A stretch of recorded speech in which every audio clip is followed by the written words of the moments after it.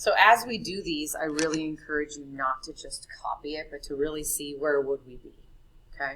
Where would you be, I should say. So the amplitude is how tall it is from top to middle. Good. So the amplitude is 1.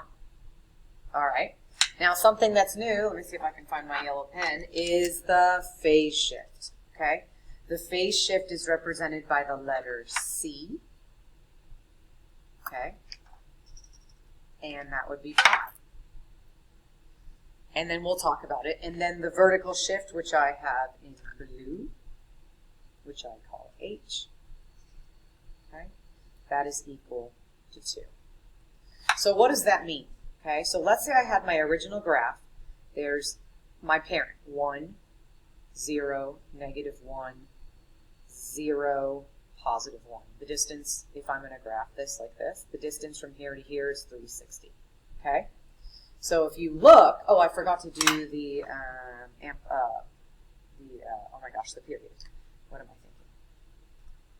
So the period is exactly what it's supposed to be, which is 360. So that didn't change. Hump to hump is 360. But now what I'm saying to do is, remember when we had y equals x minus 3 squared plus 2? So you would take the parabola and you would go right 3. The vertex was easiest, and then you'd go up 2, and then you'd graph it like this. That's kind of what you're doing with this top point right here. So you're going to go, because it's minus pi, the top of the hump will now be right here, and then the top point will now be up 2. So the whole thing got slid to the right and up. And we'll talk about it when we actually graph it. Okay? So all I want you to do right now is see if you can identify A. Good. I think most of you got that. I want you to identify C. There's no, I should have done the K next. Let me do the K. Okay. The K is 360. Ooh, that should be 2 pi, which is 360. Now we have the phase shift. Okay. So the phase shift is my yellow, so that's my C. Now, is it a straight shooter? No. So positive pi means negative pi. So that means instead of shifting this thing to the right, I'm going to shift it to the left, pi. And we'll get into that. And the last thing is my vertical, which is down 3. So it's going left and down. Okay? And then everything else was the same as the parent graph. All right, let's do the next one. What is the difference in here? What is the difference between this one, number 9, and number 7? Okay?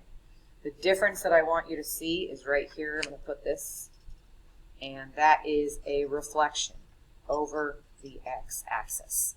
That means that, remember how we had top, middle, bottom, and it was a curve like this? Well, now what's going to be, instead, let me get a green pen, is instead of top, middle, bottom, it's going to be bottom, middle, top, middle, bottom. So it's flipped. Okay? All right. Let's do the next one. We got a lot going on. Okay? Let's start here. Is it -6, or is it a reflection with 6? Good. Reflection. Reflection over the x-axis. Good. Think about what the 6 represents. What does the 6 represent? It represents the amplitude, how tall it is from the top to the middle. So the distance from here to here is 6. The distance from here to here is 6. So if I was to wave it, oops, that's pretty, the distance from the top to the bottom would be a total of 12. Excuse me. The period is the distance from one hump to the next. Well, that's this spot right here. The distance is 360, 2 pi. There's no number in front. Okay. The phase shift, that means that's how much you're going to move it. Am I going to move it to the right or to the left?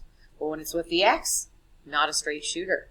So that means now I know that my C is pi over 2. It's going to shift pi over 2, which is 90 degrees in degree mode.